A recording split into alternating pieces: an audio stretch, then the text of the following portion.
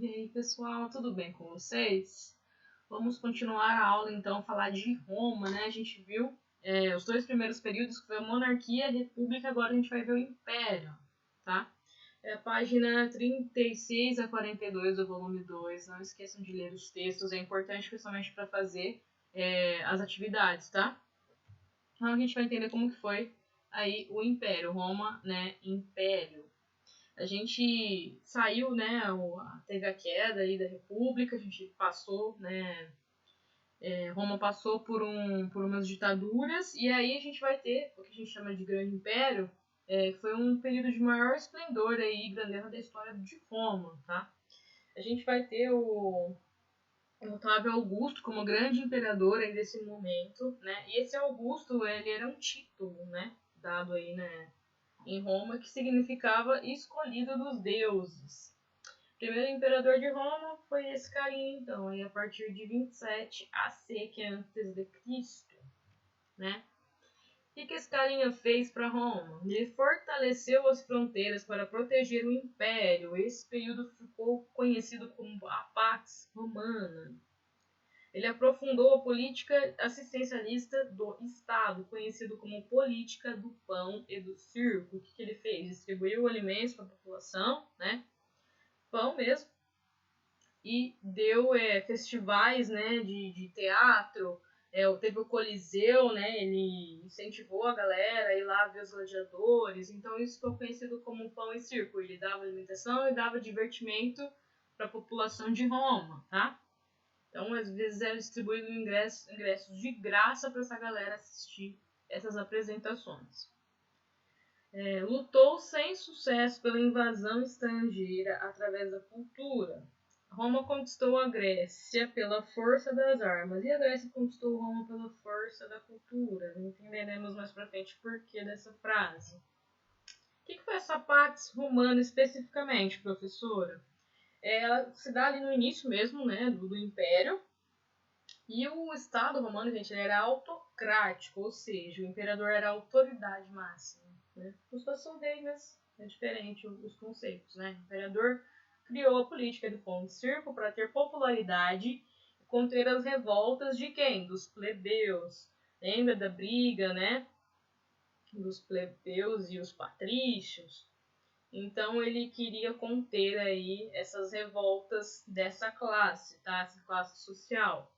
Ele ampliou os ganhos dos militares para conter possíveis rebeliões.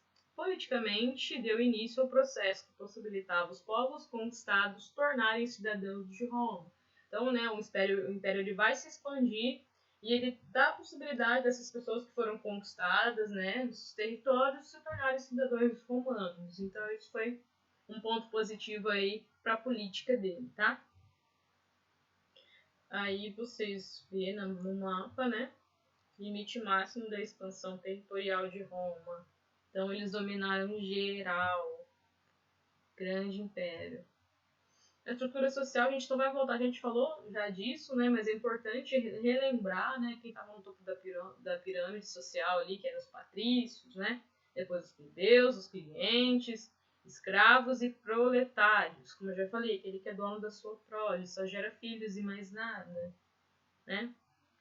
Escravos. Gente, como que era a relação dos escravos nesse momento, né?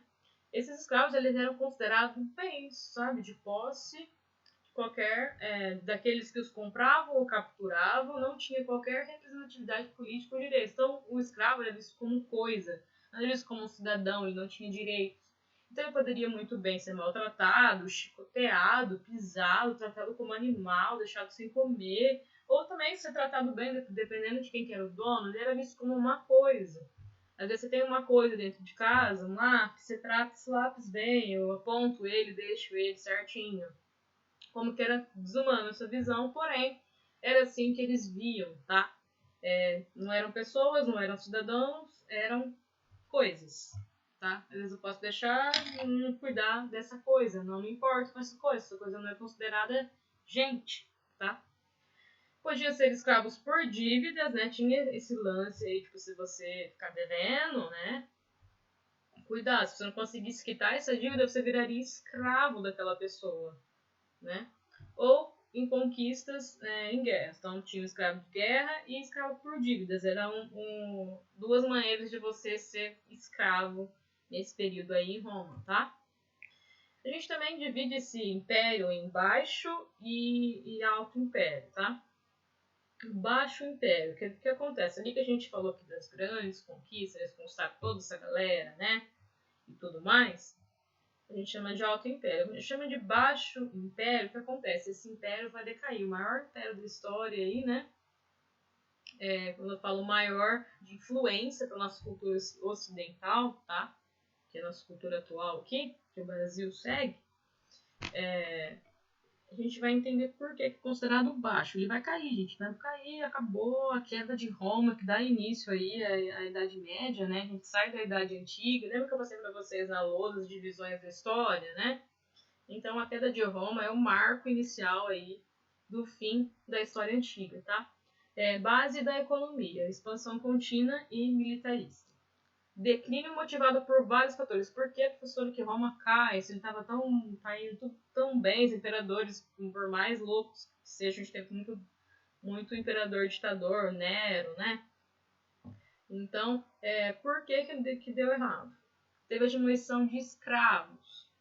A corrupção, que existia muita corrupção no Império, tá?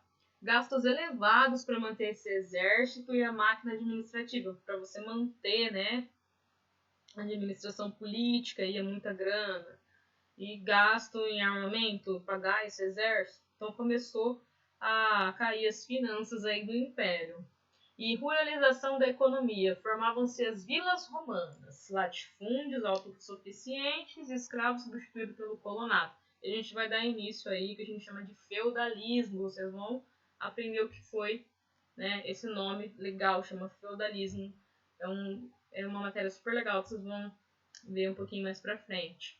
E as chamadas invasões bárbaras. Então você tem um território que está economicamente falido, né? Aí a economia começa a ficar mais rural. Essas pessoas, esses outros povos aí começam a invadir o território de Roma. Roma tá fraca, né? E por que a professora chamaram de bárbaros? Nossa, eles eram brutais, mortais, né? Muito loucos. Não, né? Quem eram os bárbaros? Povos que viviam nos limites do império, né? E não falavam latim. O que tem? Os romanos não viam outros povos além deles, né? Como civilizados, como bons moços, comportados, culturalmente, né? E então, quem não falava latim, quem não tinha a mesma cultura, a mesma visão de mundo, de sociedade, era considerado bárbaro. Isso não mudou. Tem muitas pessoas ainda, muitos países que enxergam que são melhores que outros e tudo mais, né? Mas aí, nesse contexto chamado de bárbaro, era todo mundo que não falava latim, tá? Todo mundo que não tinha língua ali dos romanos. Então eram os germânicos, eslavos, mongóis, né, visigodos, francos, ostrogodos, são a maior galera aí que começou a adentrar o império e dominar aquela área, tá? Então vamos falar o que é importante na cultura romana, que legado, o que aconteceu lá naquele tempo que influencia nossa cultura hoje, influencia nós hoje, tá? No campo do direito, de quem estuda direito, se tiverem algum parente da família aí que estuda direito, chega lá e pergunta de Roma. Eles têm que estudar muito Roma, né? Porque no campo do direito, nosso legado jurídico, ele tem influência até hoje, né? Contrato de compra, de venda, hipoteca. Olha lá, o curso do direito, os atuais estudam direito romano. Atual, parece que é muito antigo, professor, idade antiga, muito tempo lá atrás. Mas a gente tem esse legado aí jurídico, né? Que até hoje não se encontra um melhor, né? E aí muitas expressões presentes no Código de Direito são de origem latina ainda. Outro aspecto do direito romano, separação entre público e privado. O que é público, o que é de todos, o que é privado, o que é meu, né? O que são suas instituições. Então, também tem essa influência aí direta de Roma, antiga, tá? Outras contribuições, a língua, gente. O latim é raiz de muitos idiomas modernos. O português, né, é de língua latina, o espanhol, o francês, o italiano, ele vem do latim, tá? Religião, o cristianismo surgiu no Oriente Médio, mas se desenvolveu como religião dentro das fronteiras do Império Romano. Constantino, ali, um dos últimos imperadores, ele vai decretar como religião oficial do Império Romano do Ocidente, porque teve a divisão, né? Teve a divisão aí de Roma lá no Baixo Império, que se dividiu entre Roma do Ocidente e do Oriente, tá? Então, essa galera, né, começou a... Eles eram pagãos, eles não acreditavam em vários deuses, né? Eram politeístas também, Roma. E aí o Constantino, ele...